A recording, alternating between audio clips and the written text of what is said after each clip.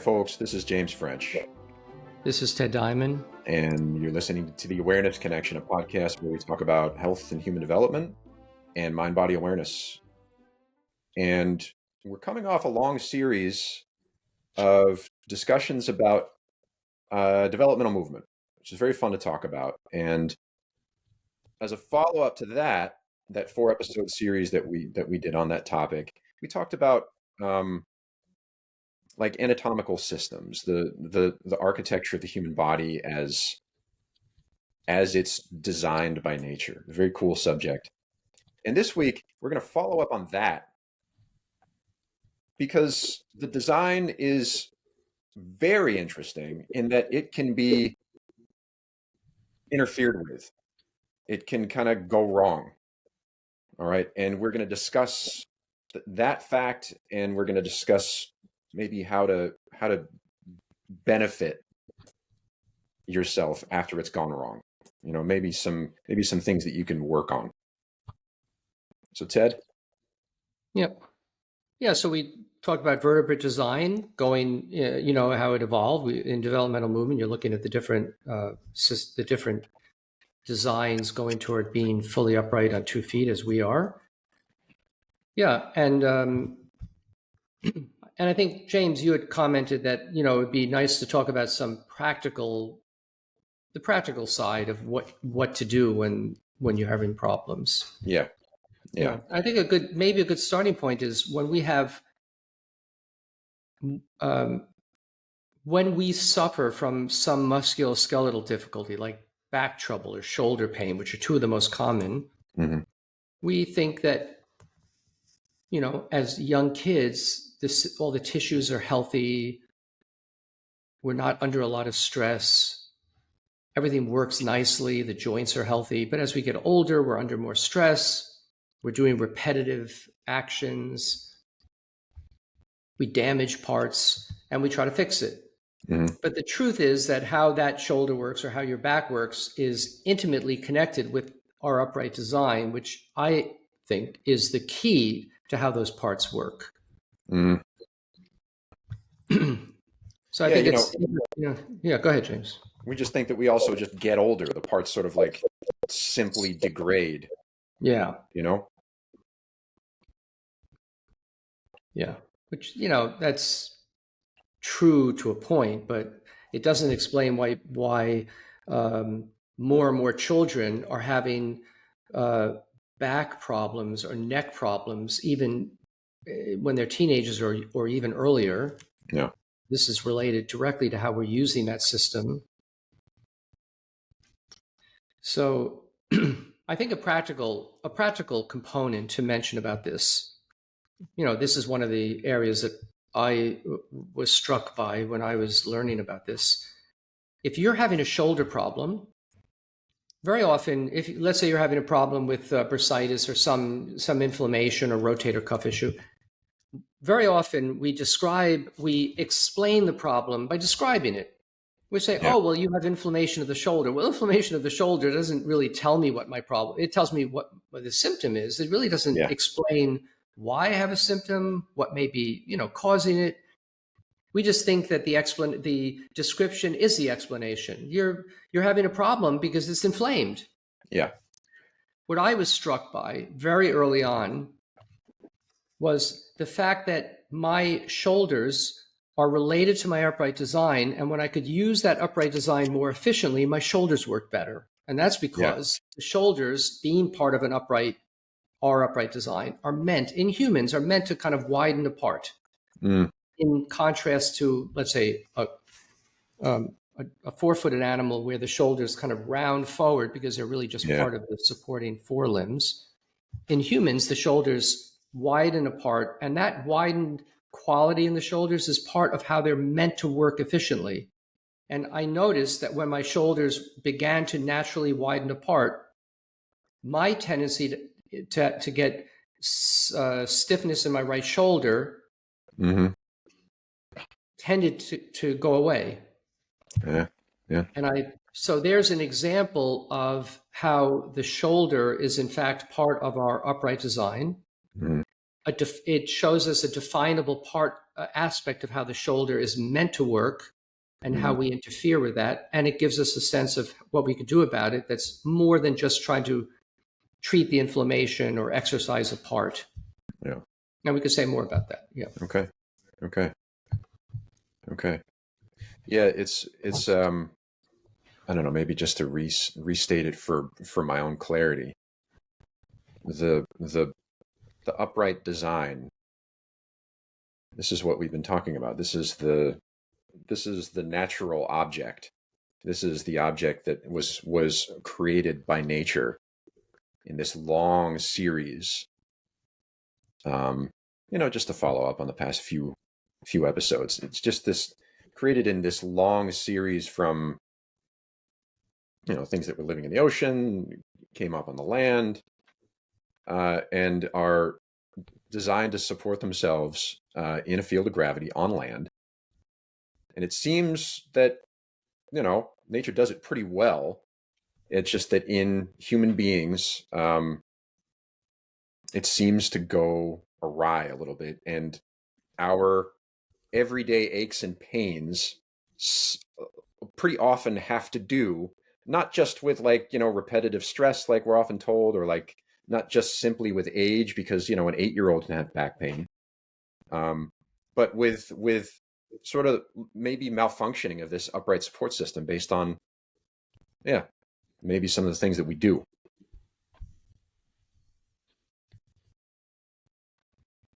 Yeah. And if you think about the shoulders, just to continue with that example, if you think of the shoulders as having a kind of a natural design, the widening isn't just a characteristic of the shoulder or an aspect that helps it to function better. Like if you said, well, think of your head being lighter on the top of your spine. Well, that's sort of a nice idea that might give you a sense of not, stiffening your neck muscles or something. It's more than that. We're not just speaking about a beneficial concept that helps to relieve tension. The ability of the shoulders to widen apart is, in fact, the quality, the feature of the shoulders that ensures that they work properly. It is sort of the defining feature of well-functioning shoulders. It's like the design spec, Yeah. Right. That's sort of the key design. And of course, it goes with the upright, because if you've interfered with the shoulders, you'll always be doing that as part of interfering with the upright. So we have to restore the upright and the shoulders and the widening of the shoulders, both. Yeah. When we do that, that's the key design spec that will ensure the optimal working of the shoulders. And we can talk a little bit about, ways of restoring that if it's interfered with. Yeah. And as an analogy, I mean, it's like the design spec of a garden hose is like to be a cylinder that's not constricted, and if it's literally tied up, like on a garden hose, you can sort of, you can roll it up kind of carelessly, and it gets, it sort of rolls in on itself. It maybe gets kinked up a little bit, and then it doesn't work. The design spec is to be an open cylinder with no kinks and with no all that stuff. So it isn't just beneficial for the hose. It isn't just like, the hose can work a little bit better if you think about corkscrewing a little bit. You actually have to unkink the hose. You have to literally unkink the hose for it to return to its actual functional design. Yeah, exactly. It's like the sine qua non, the thing without which not. Exactly. I've been It's using a hose a lot lately, so I have hose on the mind, so I have garden hoses on the mind. Yeah. Okay, so how do you restore widening in the shoulders? So let's talk about a couple of things. I was thinking about directing parts. I think that's an interesting part of it. Procedures is another one, and help from a teacher is a third one. All right. Yeah. I mean, one thing that will help the shoulders, if a skilled teacher knows how to work with you, they can take an arm and they're not going to yank on it. It takes more skill than that. They're going to take your arm or support your arm in such a way that they could actually help restore length and muscles that are shortened, particularly, not just, but particularly in the pectoral region, the flexors in the front, which tend to get very narrowed and shortened. But Mm-hmm. not just there, also in back, deltoids, other muscle, the rotator cuff muscles around the joint. Mm. And when the teacher does that, that can bring about a more lengthened and widened out quality in the shoulders, which, if you've never experienced it before, will feel kind of like the shoulder. Very often, will feel like the shoulders are sort of opened up and broad, Yeah. and your chest is opened up. Yeah. That's one very practical procedure, and you could do that a teacher can employ, but you could do it for yourself if you in using a developmental movement. If you're lying on the floor Mm-hmm. it could be prone or semi-supine with your head on some books and your knees up, and just lay your arm out and just give the arm a chance to unravel out of the shoulder and back, and that can sometimes help the shoulder to begin to get back its natural length. That's interesting. So they're That's very interesting. practical things you could do to get this happening. Yeah. And So, this is like, and very different than exercise. This is not about yeah, yanking, trying to stretch. That really won't restore length. That's just yeah, yanking muscles, or trying to exercise opposing groups. That won't do it. You could yeah. try to, if you feel this is tight and you exercise the opposing group, which those really aren't exactly opposing, but if you try to, contract the extensors in back, Mm-hmm. that will not get these to let go. They'll just go right back to being shortened. Yeah. What we're talking about is something that's really allowing muscles that are contracted to let go into length, into natural length, and that's going to help the shoulder, to begin to work properly. Yeah, because this is more about this is about restoring a functional design. It isn't. Yeah, It isn't. This is different than, okay, well, this muscle's weak and that muscle is too strong, and so we have to balance the contractile ability of both muscles. So you exercise the front one or something. And this is not about like so that's like one thing that it's not. But then you also said it's not about like athletic stretch either. It's not about like dynamic stretching or static stretching, um, which is not what you're talking about. no, You're talking about something very different here. This and you know, yeah, like the garden hose analogy. It doesn't need to be stretched. It doesn't need to be pulled. It doesn't need to be strengthened. It needs to be unwound. If there's a kink in the garden hose, it nedes to be unwound. And yeah, that's more like what you're talking about here. yeah, yeah. And this is a definable quality that you, if you're experienced with this, as someone who does this professionally and you work with people, you could put a hand on someone's shoulder and instantly know the rotator cuff muscles are overworked. There's narrowing in the shoulder here in the pectoral region. You can Mm-hmm. feel that the shoulders are raised and stiffened. And you also can recognize when all of that is starting to unravel, and you'll feel that as a kind of a widening out of the shoulder. The back will work better. It will affect the neck and head.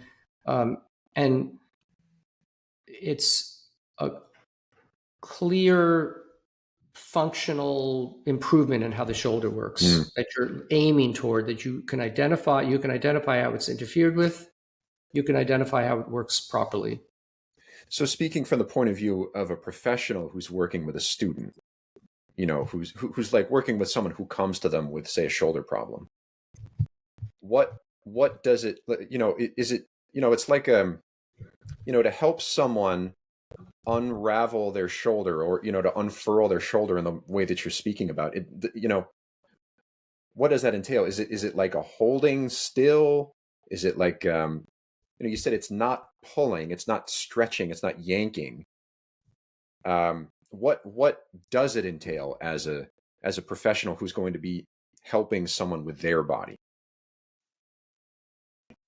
Well, for one thing, the teacher who if a teacher performed that procedure, they would themselves have to know how it works, and they would have to know how it works in themselves as a Mm-hmm.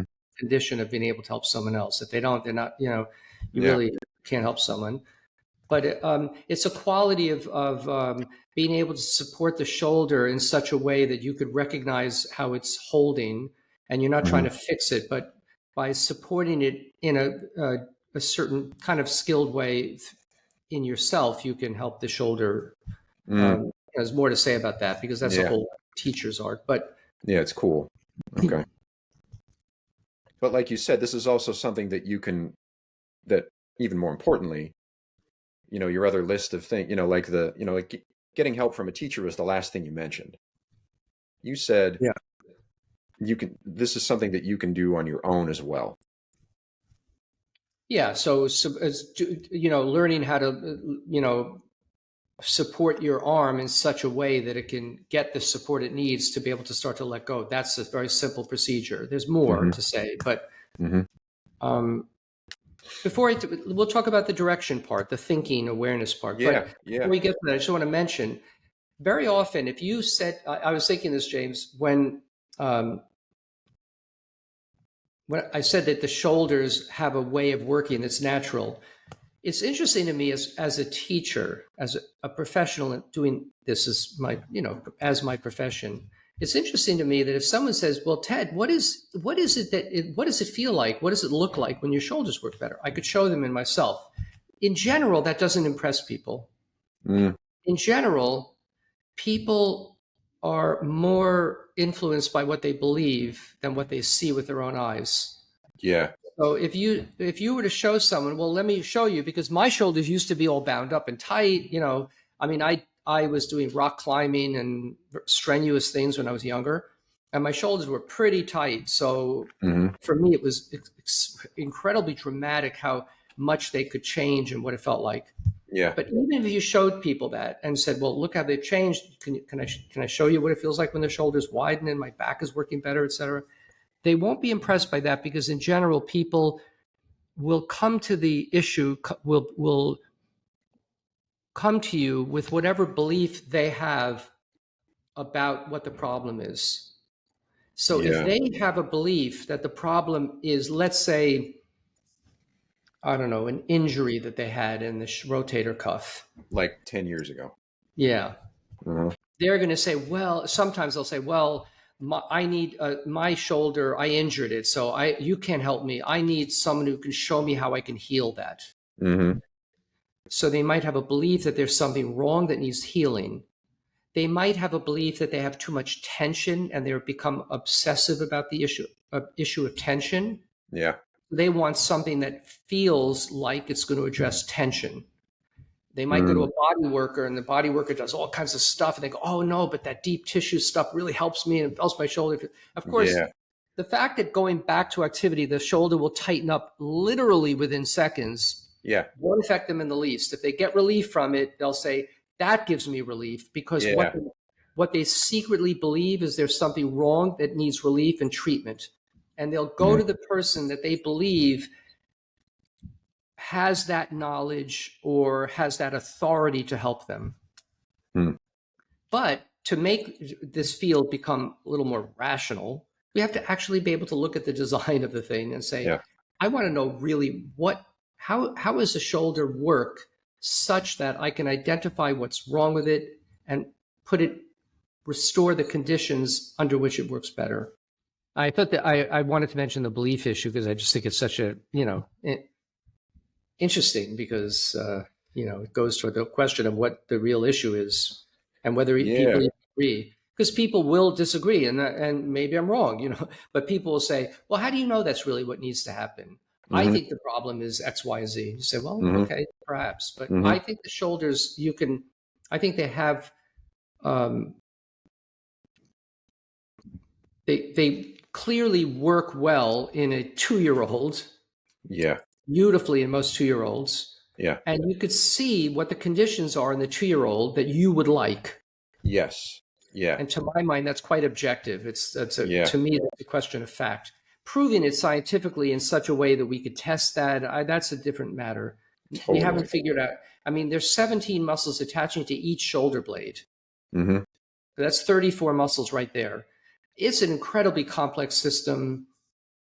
There are a bunch of other muscles. We're not even talking about all the muscles of the deep muscle of the spine, the erector spine, and the long Yeah. muscles of the back, the whole rib cage, thorax, the abdominal area, all of that. It's a complex system Mm-hmm.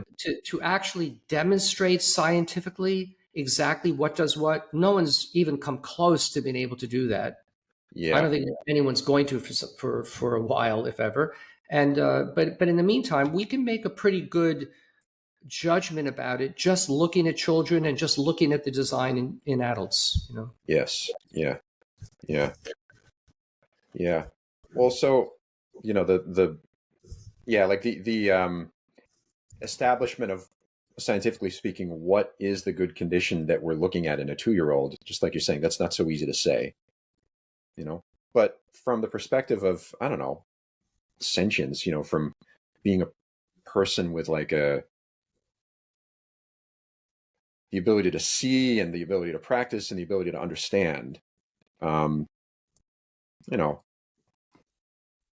Well, you can see the, or from an educational perspective, from an educational perspective, really, education gets that's the on word. with education will proceed to address problems that we can't look at scientifically. Yes. In Yeah. fact, most of the problems that are really important are educational problems and not science. We're not going to be able to look at like morality or Yeah. learning or cognition. These are things that we're trying to understand scientifically, but science can't get at the really meaningful learning processes involved. Yeah. So we have to get on with it at an educational level, even when we haven't arrived at a full science of the subject. Yeah. Yeah. Yeah. And it's, even though it's sort of difficult some people will work with you professionally on, say, this problem. And just like you said before, the fact that their belief tells them that their problem is something else, that it's some maybe tension related, or maybe it's overuse related, and their relief is going to come from such and such treatment, and you're not giving it to them, therefore you're ineffective. That's a whole thing. That's a tough nut to crack. Yeah, Maybe that's just not the right student for you. That's not the right, you're not the right teacher, or you're not the right professional. right. But scientifically, it's much more difficult than that, because it's, you get all these arguments, because there's so much detail that needs to be addressed. But like educationally speaking, we can really get somewhere if a student and a teacher are giving a good faith effort, you know? Yeah, So, but it's not just that we can get somewhere. I mean, I'm also saying that we have to recognize that this is an educational problem, and that's part of why we're doing this podcast. So we're looking yeah. at an area of study that's not going to be solved by science. Hmm. Science can't get at most of these issues yet, again, if ever. And if you're looking at, I think to understand the shoulder, we have to recognize fundamentally that this is not a therapeutic but an educational issue. Hmm. In general, we haven't done that. Yeah. Yeah. Okay, direction. Let's talk about that part of it. Sure. Yeah. Yeah. Yeah. Okay, so if you're, I mentioned you could do procedures that help the shoulder, like a very simple one, lying down, putting your arm out, so that Hmm. the arm is in a supported position. That may not seem like a lot, but if you just put your forearm on the table, Hmm. so that your arm is now supported, you'll notice that this area around here is not. If you're holding your arm in the air, you'll notice this is going to be working. The Yep. whole region around the deltoid, the rotator cuff, is going to be doing work because you're having to support your arm in space. If you place your forearm on the table, that whole area will soften, the whole region around the rotator cuff, Hmm. around the joint, because you're not having to hold up the arm. Right. That will now reduce the amount of effort you're using in these muscles, Hmm. and they'll have a better chance of letting go. So, as simple as that is, it's important to recognize that by putting yourself in, providing the supportive position that enables muscles to stop doing anything, Hmm. which is non-doing, practicing non-doing, you're going to already be helping that area, Yeah. which is often overworking and tight and held. Yep. But in addition, now you can begin to use your awareness or thought process to bring about changes. So, for instance, I was thinking about this as a simple way to talk about direction here, because we're just, if we were introducing it, cold. If I want to grasp something, Mm-hmm. I don't think about what muscles to use. My thought of grasping an object Mm-hmm.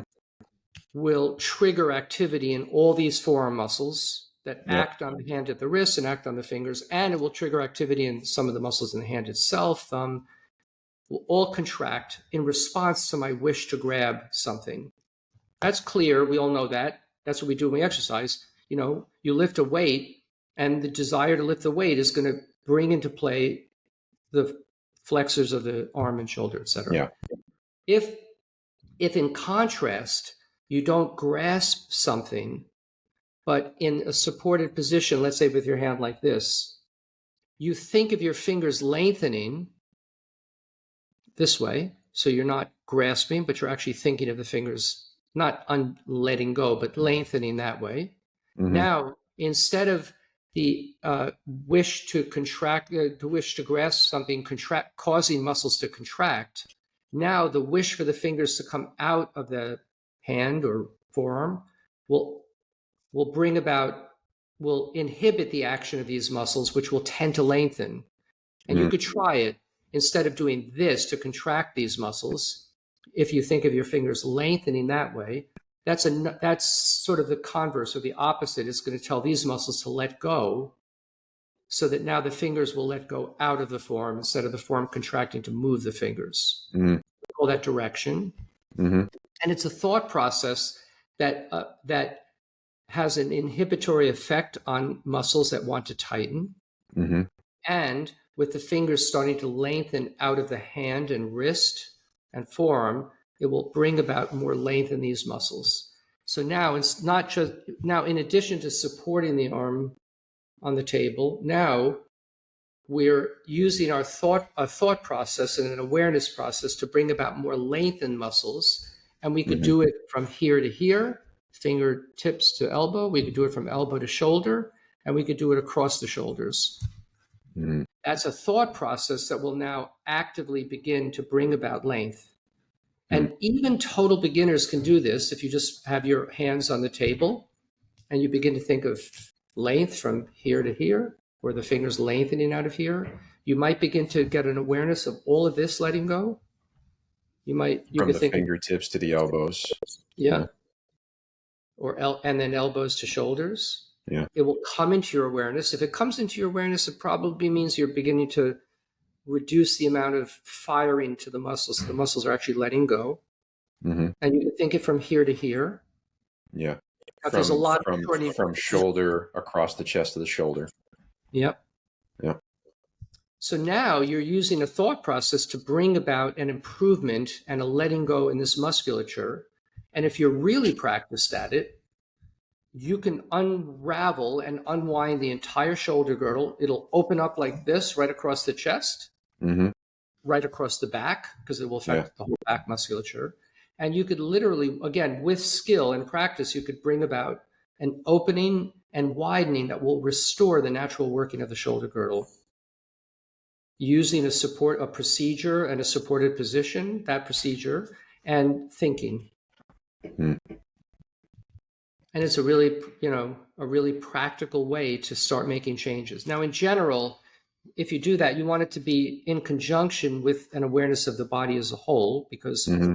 the shoulders work as part of the overall upright support system. So you want Yeah. the upright support system to be your first kind of priority. And secondly, you can add the shoulders. We're Mm-hmm. focusing on the shoulders just to look at that today as a. Yeah. And just to make it clear, because I know that this has happened before. What you're saying is this thinking process. You described it as like you're preventing the firing of messages to contract. You're you started out with a supported position, which allowed, for instance, the shoulder muscles to stop contracting to hold it up. And you're elaborating on that simple thing right there, that the muscles have a chance to not contract. The muscles have a chance to not be firing off in activity. You're not saying you're thinking about lengthening the muscles telescopically as though you can lengthen a muscle like you can lengthen a pole or something like this. Yeah. This is the muscles not firing. This is the muscles being prevented from contracting through your own thought process, and they will release into more, more length, more like Yeah. in an elastic way. Yeah. Yeah. They will Exactly. release into being longer. Yeah, exactly. A muscle can't lengthen by its own action. I mean, it's like saying a rope can lengthen. A rope can, Yeah. resist being pulled apart. Or if it's, I don't know, if it had the ability a muscle has, it would be able to shorten along its length and actually Hmm. pull. It can't push open. I mean, that's not what a muscle does. But when we think of a muscle only in terms of how it contracts or shortens along its length, we're not really understanding the reality of muscles. They don't just shorten, they need to have a natural length. Hmm. And here we're taking time to give support to body parts so that muscle and thinking in order to allow muscles to resume their natural length or let go, as you say, to let go into length and Hmm. become more elastic. And all you got to do is look at a 2-year-old and you'll see what that feels like when it's working perfectly, because Yeah. their muscle tissue never feels like it's like it is in adults, contracted and stiffened. It Yeah. always feels pliable and spongy and Yeah. Yeah. live to the touch. Yeah. And that this is part of the we were talking before, this is part of the design spec of the body. This is part of the the evolutionary design of the vertebrate mammalian primate postural mechanism, or the muscle system in general. That the muscles, yes, they have this contractile quality, like you said about a rope, but they can't like telescope into being longer voluntarily. Part of their design spec is to, I don't know, like absorb energy through stretch and to be stretched, to be on stretch as part of their natural function. Right. They're And Yeah, because they're suspended within muscles, so that's part and connective tissues and muscles are suspended within bones, so they mm, don't just pull; they're also pulled on or yeah, suspended or yeah, and and this that's is true of part. all. I mean, I would say that's true throughout nature, not just primate. It's true. Even in fish. It's true of all vertebrates. Lots of other animals, have uh, you know aspects of this dynamic, this polar dynamic of Yeah, tissues that are lengthened, or yeah, incredible efficiency and incredible power storage, incredible speed, um, but also incredible stability in a field of gravity. I just said gravity, but in incredible stability. Like the the 2-year-old kid that you're talking about, they're it's always a thing. They're sitting on their butts on the ground with their legs out, totally comfortable. Their back is just like ramrod straight, but they're totally completely comfortable. And they can use their arms powerfully. They can lift things, they can grab, they can do all this other stuff. But there's something about their, how nature has composed this thing is that it's based in part on the elasticity, or the this interesting pull portion of this object. yeah, yeah. And And so what you're talking about now is how to restore it. yeah, when when a young child is sitting, there's no sign anywhere of tension, and they could sit like that apart from getting fussy, because they're little kids and they're Hmm. starting to feel uncomfortable or want to feed or something. Hmm. Apart from that, that's more metabolic and kind of. Apart from that, Yeah. they can sit for as long as they need to, completely comfortably. Like I'm taking this right out of the book, but like this child, the Yeah. photograph I took in the park, and how beautifully he was sitting, and how Yeah. easily he sat, and the back is Yeah. doing work Otherwise, he would not be able to sit. I mean, it's Yeah. supporting him, but with complete flexibility and elasticity. Hmm. So we see Yeah. muscle And tissue for, working the way it's designed to work there.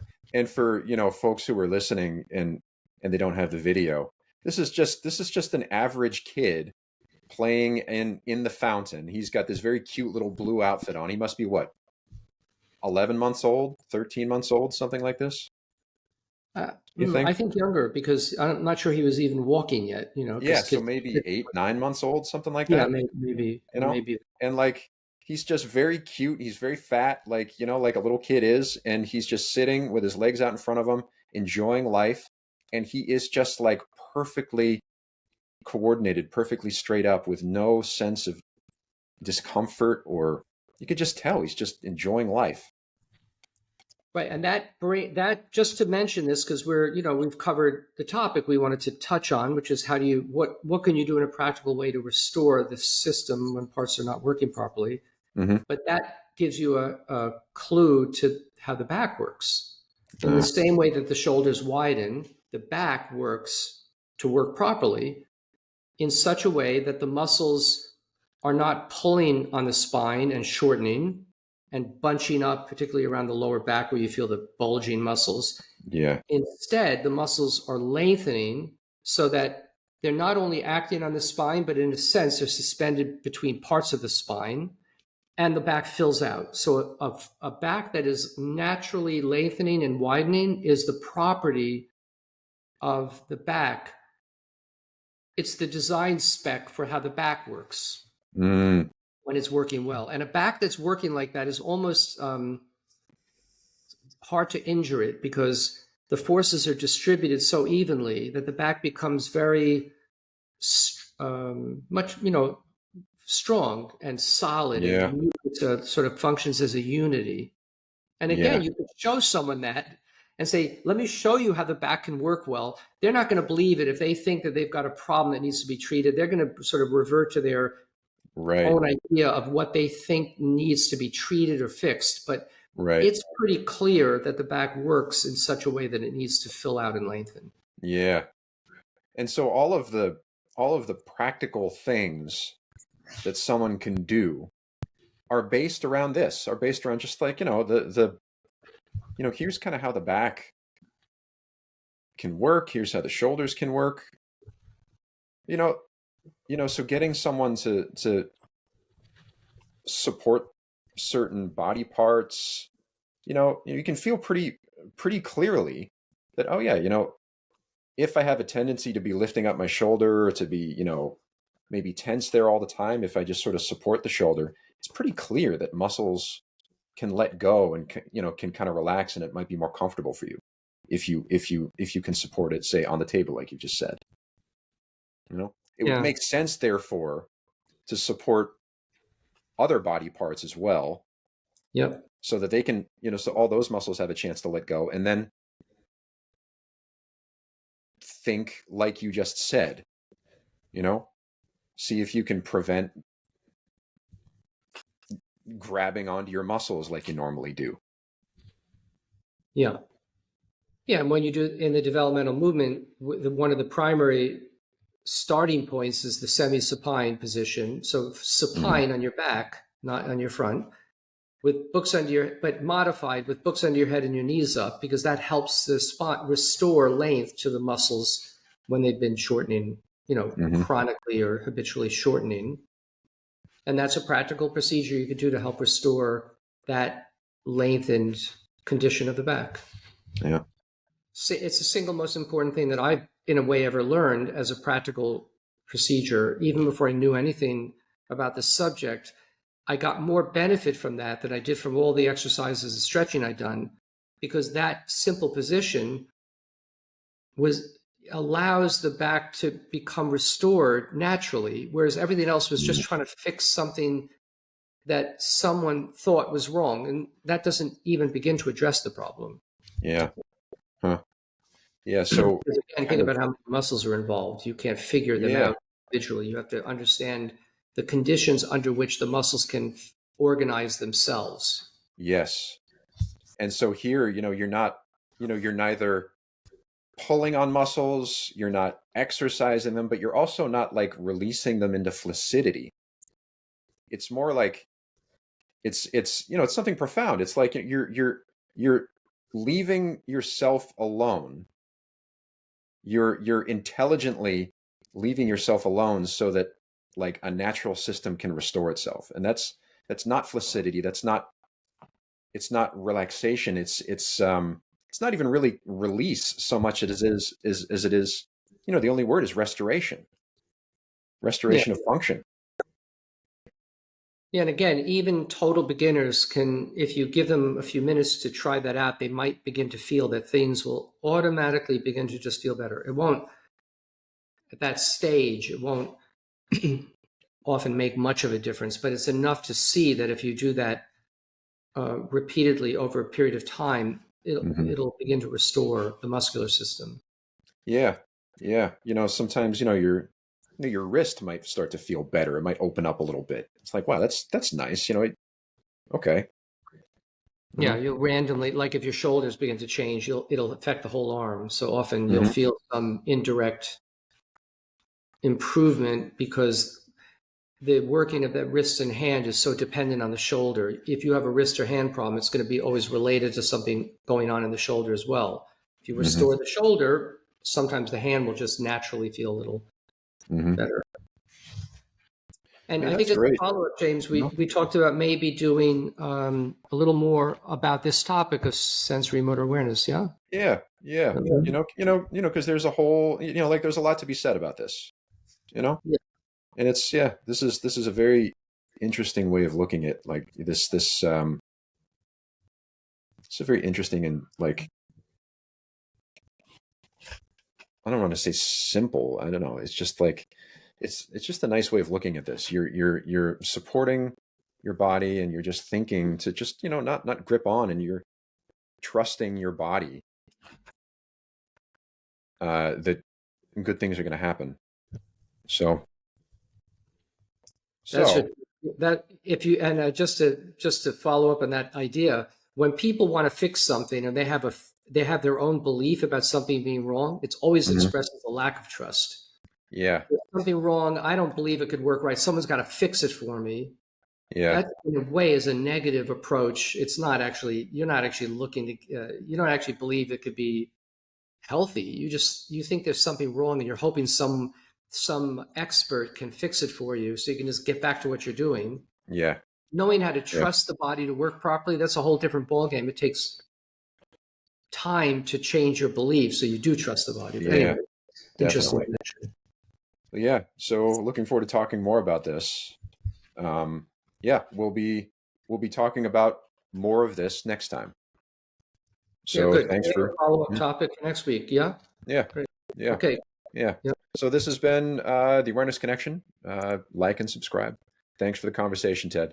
Thank you, James. Thanks Thanks for all. listening, everybody.